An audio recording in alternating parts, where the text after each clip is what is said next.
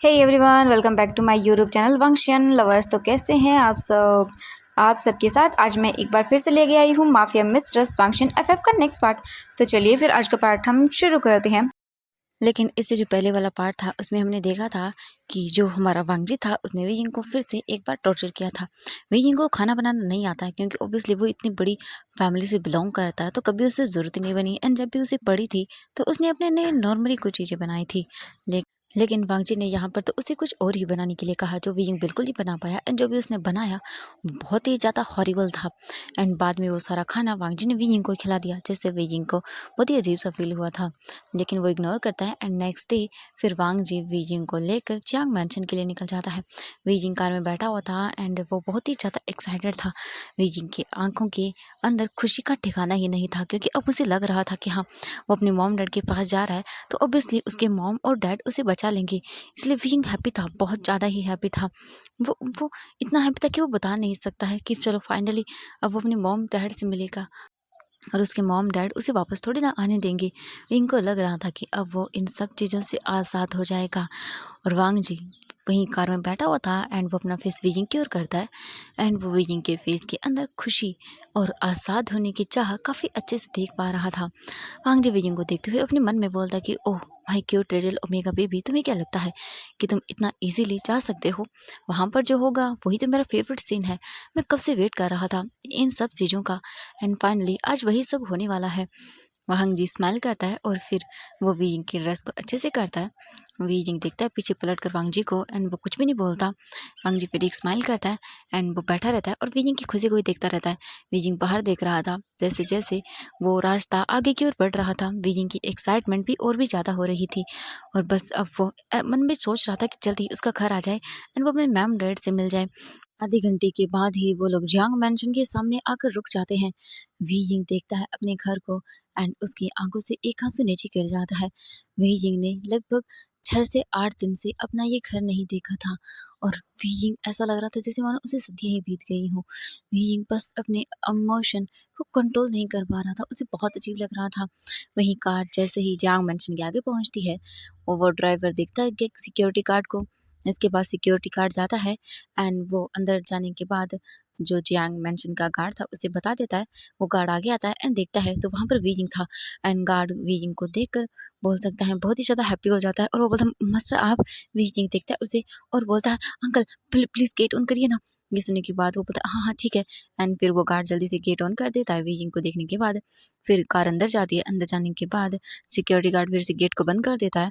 इसके बाद जो वीजिंग था वो तुरंत ही गाड़ी से निकल कर बाहर आता है। एंड जो वांगजी था वो देखता है और बोलता इतनी खुशी, मैंने पहली बार इसे इतना खुश देखा है, लेकिन क्या फ़ायदा इसकी इस खुशी का जो थोड़ी ही देरों में चली जाएगी। ये बोलकर वांगजी स्माइल करता है। इसके बाद ड्राइवर आता है एंड वांगजी की साइड का जो कार का डोर था उसे ओपन करता है। वांगजी निकल कर बाहर आता है एंड वो देखता है मैंशन को और बोलता है तो ये है जियांग मैंशन। वांगजी इस मैंशन में पहली बार आया था और पहली बार ही इतने खतरनाक तरीके से आ रहा है। भांगजी पॉकेट में दोनों हाथ डालता है अपना और वीजिंग को देखता है। वीजिंग तो बस अपने घर को ही देख रहा था। न जाने वीजिंग ने इस घर को कितना मिस किया है, हर रात वो इसे देखने के लिए तड़पा है। एंड फाइनली आज उसका घर उसके सामने था। वीजिंग तो अपनी खुशी का बयां ही नहीं कर पा रहा था। इसके बाद वीजिंग धीरे धीरे आगे चलना शुरू करता है, तभी वांगजी बोलता है रुको। एंड जैसे ही वीजिंग वांगजी की वॉइस सुनता है तब डर जाता है एंड वो वहीं पर रुक जाता है। इसके बाद धीरे धीरे करके वांगजी आता है एंड वीजिंग का हाथ पकड़ता है और बोलता है अच्छे से एक अच्छी वाइफ का बिहेव करो, समझ आया? बीजिंग देखता है और अपना सिर हाँ में हिलाता है। इसके बाद वांग जी बीजिंग का हाथ पकड़ता है और वो धीरे धीरे अंदर चलना शुरू करते हैं। वो अंदर आते हैं गेट के पास एंड जो वहाँ गार्ड खड़ा हुआ था गेट के पास, मेन डोर के पास, वो गार्ड देखता है वीजिंग को और वो जल्दी से डोर ओपन करता है और मास्टर बोलता है कैसे हैं आप? वीजिंग देखता है और बोलता है मैं ठीक हूँ अंकल। इसके बाद वो गेट ओपन करते हैं एंड वीजिंग घर के अंदर धीरे धीरे करके अपने कदमों को बढ़ाना शुरू करता है। वीजिंग जैसे जैसे अंदर जा रहा था उसकी एक्साइटमेंट बढ़ती जा रही थी। वीजिंग अपने घर को पूरे अच्छे से ऑब्जर्व कर रहा था और ये चीज़ उसके लिए बहुत ही ज़्यादा अच्छी थी। वो धीरे धीरे सभी चीज़ों को देख रहा था और बस उसकी आंखों से आंसू गिर रहे थे। वीजिंग हॉल के अंदर आकर खड़ा हो जाता है एंड देखता पूरे हॉल को और मन में बोलता है फाइनली मैं अपने घर आ गया। ये कितना अमेजिंग है। मैं कितने टाइम के बाद आया हूँ यहाँ पर। ऐसा लग रहा है जैसे मुझे सदियाँ ही बीत गई यहाँ आए हुए। कितना अच्छा लग रहा है। तभी हम देखते हैं मैडम यू को, जो कि किचन में थी, एंड वो किचन में जो खाना था मॉर्निंग का वो बनवा कर वो बाहर ही आती हैं। एंड वो देखती हैं तो एक पर्सन वहाँ पर खड़ा हुआ था जिसकी बैक मैडम लैन की मैडम यू की ओर थी। वो बोलती हैं, बेटा तुम कौन हो? एंड जैसे ही हमारा वांग जी ये वॉइस सुनता है तो वो पीछे टर्न होता है। मैडम यू जैसे ही देखती हैं वांग जी को तो वो समझ जाती है और बोलती, तो तुम? वांग जी बोलते, हाँ ऑफ कोर्स मैं। एंड तभी उनकी नज़रें वी यिंग पर जाती है, जो कि पूरे घर को देखने में बिजी था क्योंकि उसने इस घर को बहुत मिस किया था। तभी जो मैडम यू थी वो देखती ही समझ जाती है और बोलती, वी? एंड जैसे वी यिंग अपनी मॉम की वॉइस सुनता है तब वो पीछे टर्न होता है एंड अपनी मॉम को देखता है। अपनी मॉम को देखने के बाद ही वी यिंग की आंखों में आंसू ठहरते ही नहीं हैं, वो नीचे गिरने लगते हैं। मैडम यू भाग कर जाती हैं एंड वो वी यिंग को गले लगा लेती है। वी यिंग भी अपनी मॉम को गले लगाकर बहुत बुरी तरह से रोता है। एंड वांग जी जो था वो ये देखता है और वो एक इवल स्माइल देते हुए जाता है एंड सोफे पर बैठ जाता है। अब हम दूसरी ओर जल्दी से देखते हैं जियांग फेंगमैन को, जो कि अपने ऑफिस जाने के लिए रेडी होकर वो बस रूम से बाहर निकलकर बाहर की ओर ही आने लगते हैं। वहीं मैडम जो वी यिंग को अपने से फिर दूर करती है एंड वी यिंग के फेस को देखकर उसके पूरे फेस पर किस करने लगती है और बोलती, वी यिंग बेटा तुम ठीक तो हो ना? कहाँ चले गए थे? तो तुम जानते हो तुम्हारी मॉम कितने परेशान हो गई थी तुम्हें लेकर। हाँ, कहाँ चले गए थे? तुम पागल थे क्या? हमने तुम्हें कितना ढूंढा, कहाँ थे वी यिंग तुम? वी यिंग देखता और बोलता, मम्मा मम्मा वो मैं। तभी हम देखते हैं जियांग फेंगमैन को, जो धीरे धीरे करके ऊपर सीढ़ियों से नीचे आते हैं। एंड जैसे वो नीचे आ रहे थे तभी उनकी नज़रें वी यिंग पर पड़ती हैं और वो बोलते, वी यिंग। एंड जैसे ही वो वी यिंग अपने डैड की आवाज़ सुनता है तब वो जल्दी से अपने फेस को टर्न करता है और वो आंसू भरी आंखों से अपने डैड को देखता है और बोलता है, डैड डैड आप? एंड जियांग फेंगमैन जो है वो नीचे आते हैं धीरे धीरे चलते हुए एंड वी यिंग बस अपने डैड को ही देख रहा था। फिर उनकी नज़रें वी यिंग के साइड में जो सोफ़ा था उस पर लैन वांगजी पर पड़ती है, जो कि वहाँ पर बैठा हुआ था एंड उसके फेस पर एक ईवल वाली स्माइल थी। वी यिंग जल्दी से अपने डैड के पास जाता है एंड उन्हें वो गले ही लगाने वाला था। तभी जियांग फेंगमैन वी यिंग को अपने आप से दूर करते हैं और बोलते हैं, वहीं रहो तुम। वी यिंग जो रुक जाता है वहीं पर एंड अपने डैड को देखता है और बोलते, डैड? जियांग फेंगमैन बोलते, किस लिए आए हो तुम यहाँ पर? वी यिंग ये सुनने के बाद शॉकिंग आई से देखता अपने डैड को और जो मैडम जो थी वो बोलती, क्या बोल रहे हैं आप? वो हमारा बेटा है, वो यहाँ नहीं आएगा तो कहाँ जाएगा? जियांग फेंगमैन बोलते हैं, यू चुप करो। एंड जो मैं बोल रहा हूँ, बीच में अगर तुमने कुछ भी कहा तो मुझसे बुरा कोई नहीं होगा। ये सुनने के बाद मैडम जी चुप हो जाती हैं एंड वो अपनी डरी हुई आंखों से देख रही थी जियांग फेंगमैन को। एंड फिर उनकी नज़रें अपने बेटी पर जाती है जो डरा सहमा खड़ा हुआ था। लैन वांगजी बस अपने आंखों के सामने का सीन देखने के लिए बहुत ही बेताब हो रहा था। जियांग फेंगमैन बोलता है, किस लिए आए हो? वी यिंग बोलता है, डैड वो मैं। तो जियांग फेंगमैन गुस्से में बोलते हैं, शट अप एंड दोबारा मुझे डैड मत बोलना, मैं तुम्हारा कोई डैड नहीं हूँ। वी यिंग बड़ी बड़ी आंखों से देखता है और बोलते, क्या बोल रहे हैं आप डैड? जियांग फेंगमैन बोलते कि हाँ मैं सही बोल रहा हूँ, मैं तुम्हारा कोई डैड नहीं हूँ। एंड खबरदार अगर दोबारा से यहाँ पर आए तो तुम्हारा यहाँ पर कोई नहीं है, दोबारा यहाँ पर मत आना। वी यिंग देखता बड़ी आंखों से और बोलते, क्या बोल रहे हैं आप डैड? मैं आपका वी यिंग। वो बोलता, तुम हमारे कोई नहीं लगते हो और जाओ यहाँ से।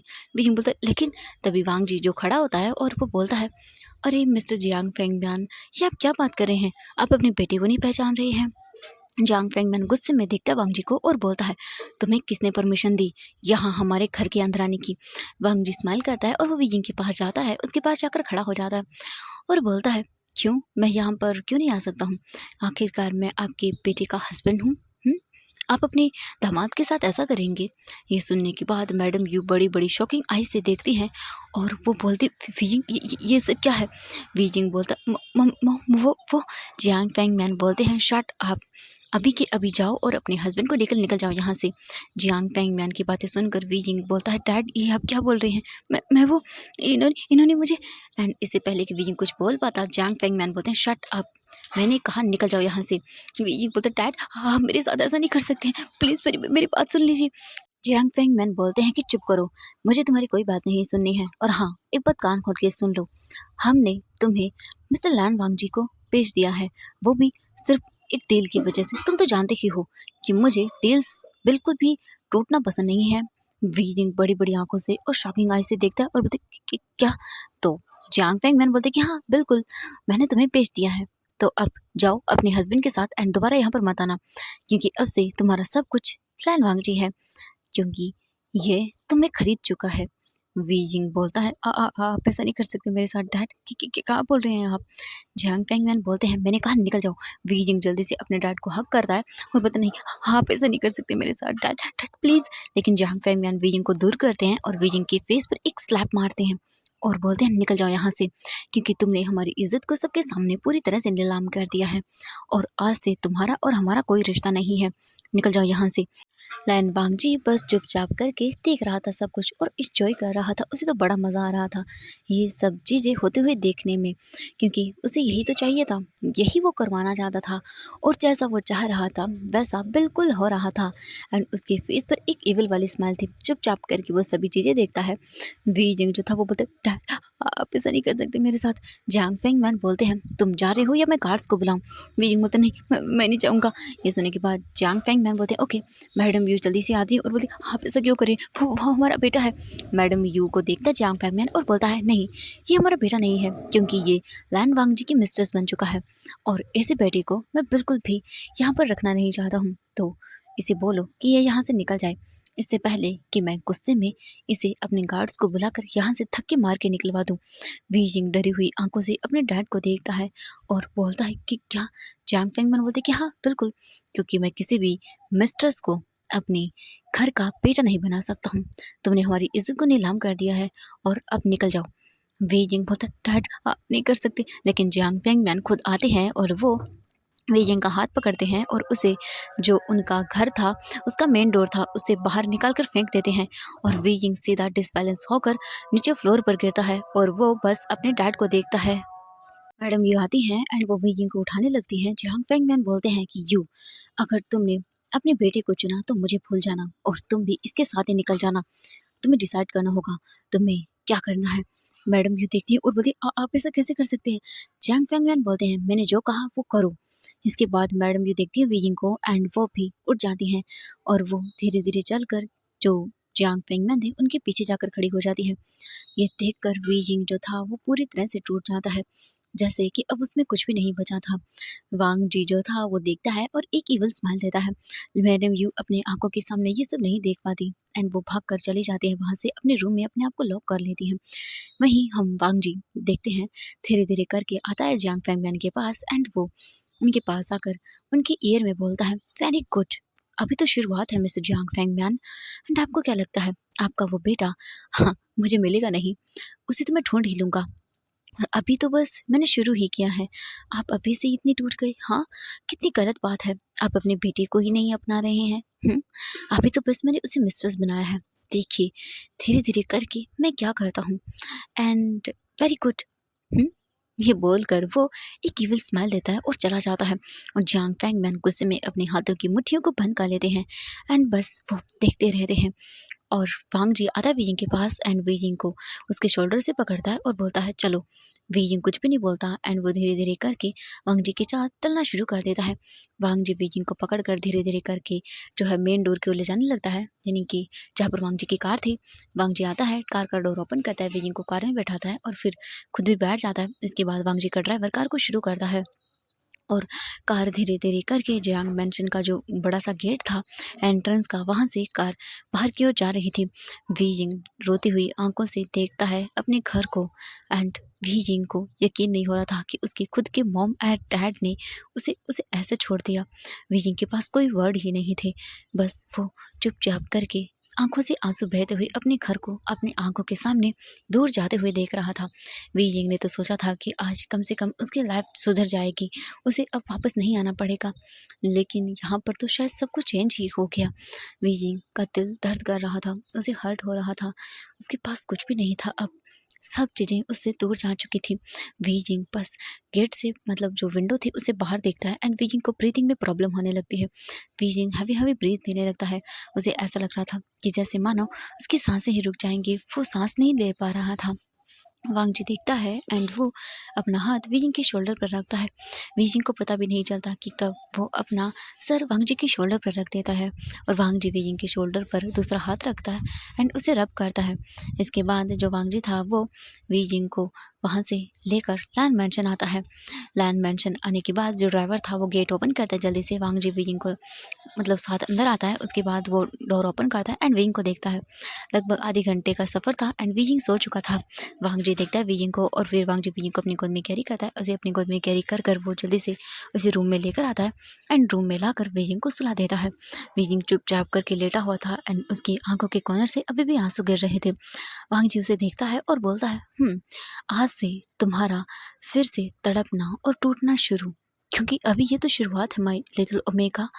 अभी तो बस मैंने तुम्हें तुम्हारी फैमिली की असलियत दिखाई है। अभी तो तुम्हें और भी कुछ सहना होगा। तुम्हें भी वही दर्द फील करना होगा जो मेरा ब्रदर कर रहा है। हाँ, और तुम्हें क्या लगता है तुम्हें मैं ऐसे ही छोड़ दूंगा? बिल्कुल नहीं। अभी तो बस मैंने शुरू ही किया है। आगे आगे देखते जाओ कि मैं क्या क्या करता हूँ तुम्हारे फादर को और तुम्हारे उस ब्रदर को। हाँ, उन्हें क्या लगता है कि वो उसे छुपा देंगे तो मैं उसे ढूंढ नहीं पाऊंगा? मैं उसे बहुत जल्दी ढूंढ लूँगा एंड उसे भी तो पता चलना चाहिए ना कि कैसा फील होता है। अभी तो बस शुरुआत ही की मैंने एंड तुम्हारी फैमिली ने तो अभी से तुम्हारा साथ छोड़ दिया। कितनी घटिया है तुम्हारी फैमिली। ये बोलकर वांग डी जल्दी से जो है रूम से बाहर निकल जाता है एंड फिर वो कार में बैठकर अपने ऑफिस के लिए निकल जाता है। और वो जाते हुए जो साउ शिंगटन था उसे बोल कर जाता है कि तुम वी जिंग को अच्छे से खाना खिला देना, उसने खाना नहीं खाया है। इसके बाद वो बोलता है ओके ठीक है एंड वांग जी अपनी कार में बैठकर वहाँ से निकल जाता है। शू यांग भी वांग जी के साथ ही जाता है और वो ऑफिस में आते हैं। ऑफिस में आने के बाद वो अपनी मीटिंग्स वगैरह को अटेंड करने लगते हैं। अब हम देखते हैं यहाँ से इवनिंग का सीन। वीजिंग जो था वो धीरे धीरे अपनी आइज़ को ओपन करता है और ओपन करने के बाद वो बैठ जाता है और रूम को देखता है। और रूम को देखने के बाद वो अपने आप को मिरर में देखता है जो कि बेड के ठीक सामने लगा हुआ था। वीजिंग जब ये देखता है तो वो धीरे धीरे उठता है एंड उठकर वॉशरूम में चला जाता है। इसके बाद वीजिंग जो था वो शावर को ऑन करता है और शावर के नीचे खड़ा हो जाता है और वीजिंग के माइंड में धीरे धीरे करके वो सभी चीज़ घूमने लगती है और वीजिंग की आंखों से आंसू रुकने का नाम नहीं ले रहे थे। वीजिंग जो था वो बस वहीं पर बैठा रोता रहता है। 1 घंटे के बाद वीजिंग अपने आप को थोड़ा सा संभालता है और फिर वो अपने आप को रेडी करता है। वीजिंग बाहर आता है और जाकर बेड पर बैठ जाता है और बस बहुत बुरी तरह से रोने लगता है। उसके उसके मॉम डैड ने खुद ही उसे निकाल दिया। वो ऐसा कैसे कर सकते हैं? क्या क्या उन्होंने उसे सब्जे में एक आदमी के मिस्ट्रेस बनने के लिए छोड़ दिया जो उसे डेली यूज़ करेगा? बस इसीलिए उसकी फैमिली कितनी बड़ी है, चाहे तो उसे बचा सकती है, लेकिन उन्होंने उसे ऐसे छोड़ दिया। वो जानता है उसके डैड बहुत बड़े बिजनेसमैन है एंड वो 1 सेकंड में वियिंग को बचा सकते हैं, लेकिन आज उन्होंने खुद अपने हाथों से वियिंग को धक्के मार के बाहर निकाल दिया अपने घर से और कहा कि आज से वियिंग उनका कुछ नहीं लगता है। वियिंग की आंखों में उसके डैड के हर एक शब्द बस उसे टूटा हुआ फील करवा रहे थे। आज वीजिंग अपना सब कुछ हार चुका था। अब उसके पास कुछ भी नहीं था, न ही घर था, न ही पेरेंट्स थे, न ही ब्रदर था, कुछ नहीं था। उसके सब कुछ छिन जा चुका था। वीजिंग बहुत बुरी तरह से रोने लगता है। वहीं जो सर्वेंट्स थी वो 2 से 3 बार वीजिंग को चेक करने के लिए आए भी थे, लेकिन वीजिंग उठा ही नहीं था क्योंकि वो इतना थक गया था इन सब चीज़ों की वजह से मेंटली कि वो जगना ही नहीं चाहता था। वीजिंग जो था वो बहुत बुरी तरह से रोता है। तभी जो रूम था उसका डोर ओपन होता है और वांग जी धीरे धीरे करके अंदर आता है। वीजिंग जो था वो कुछ भी नहीं देखता एंड वो बस रोता रहता है। वांग जी बिना कोई आवाज़ किए हुए वीजिंग के पास जाकर बैठ जाता है। वीजिंग जो था वो बस रोए जा रहा था। तभी वांग जी अपना एक हाथ वीजिंग के शोल्डर पर रखता है एंड जब वीजिंग ये फील करता है तो वो डर के मारे चौंक जाता है और पीछे पलट कर देखता है और बोलता आप। वांग जी बोलता है क्या हुआ माय लिटिल ओमेगा।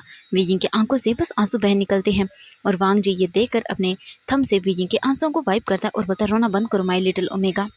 एंड ये बोलकर वो बस वीजिंग के आंसुओं को वाइप करता है और वांग जी के ये शब्द वीजिंग को और भी रोने के लिए मजबूर कर देते हैं और वीजिंग और भी बहुत बुरी तरह से रोने लगता है।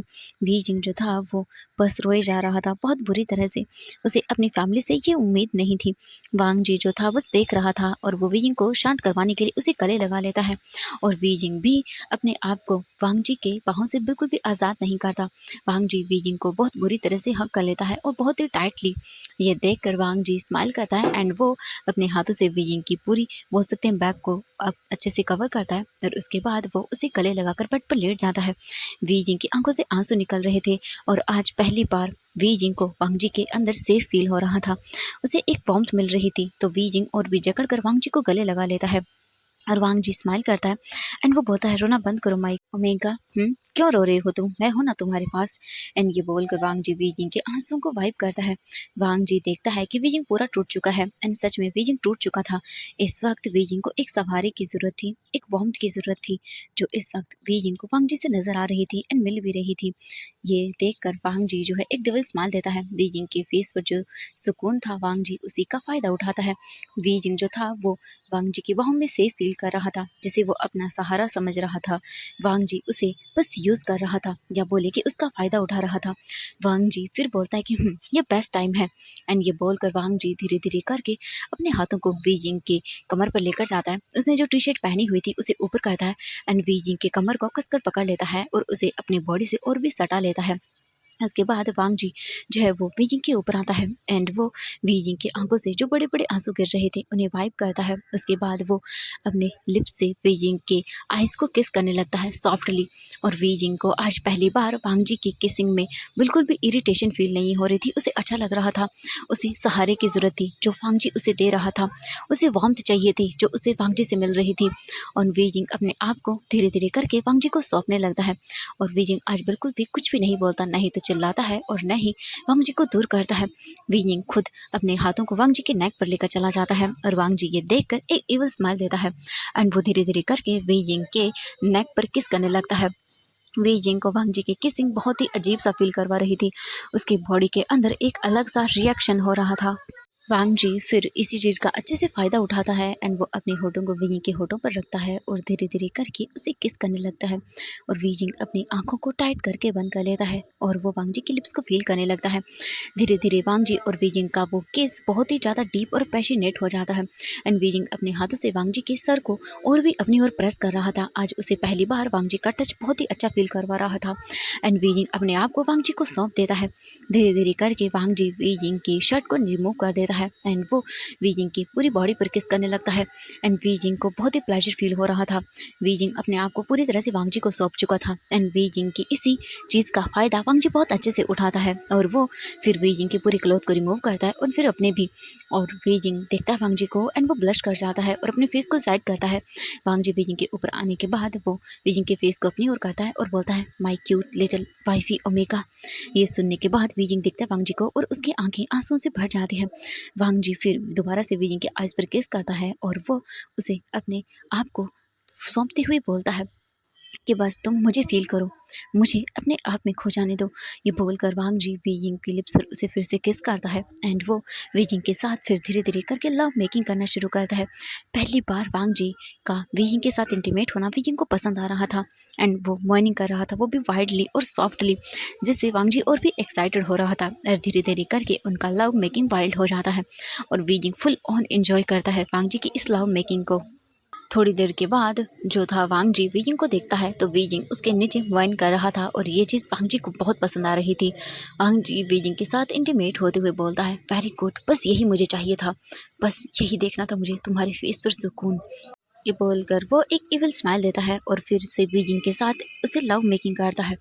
वीजिंग 2 घंटे के बाद आराम से सो जाता है वांग जी की बाहों में एंड वो बहुत ही चैन से सो रहा था। वांग जी वीजिंग के फेस को देखता है और स्मेल करता है। उसके बाद वो वीजिंग से दूर होता है और जाता है और बालकनी में जाकर खड़ा हो जाता है। वांग जी ने ट्राउजर पहन ली थी।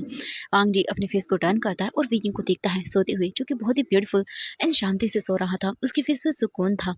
वांग जी एक इविल स्माइल देता है और बोलता very good my cute little omega, यही मुझे चाहिए था। लेकिन चिंता मत करो, यही स्माइल, यही तुम्हारे चेहरे पर दर्द, मुझे यही आज का जो सुकून है ना, वो बहुत जल्दी ही गायब होने वाला है, क्योंकि तुम्हारे दिल के मैं इतने टुकड़े करूँगा ना कि तुम सोच भी नहीं सकते हो। तुम जब मुझसे पूरी तरह से प्यार करना शुरू कर दोगे, तब तुम्हारे दिल के और तुम्हारे इतने टुकड़े कर दूंगा कि समेट तक नहीं पाओगे। और मैं यही चाहता हूँ कि तुम पूरी तरह से मेरे वश में आ जाओ, मेरे से प्यार करने लगो। उसके बाद मैं तुम्हें छोड़ दूंगा, इतनी बुरी तरह से तुम्हें तोड़ूंगा कि तुम मेरे इसी घर में कैद बनकर रह जाओगे, 4 दीवारी में कैद रह जाओगे।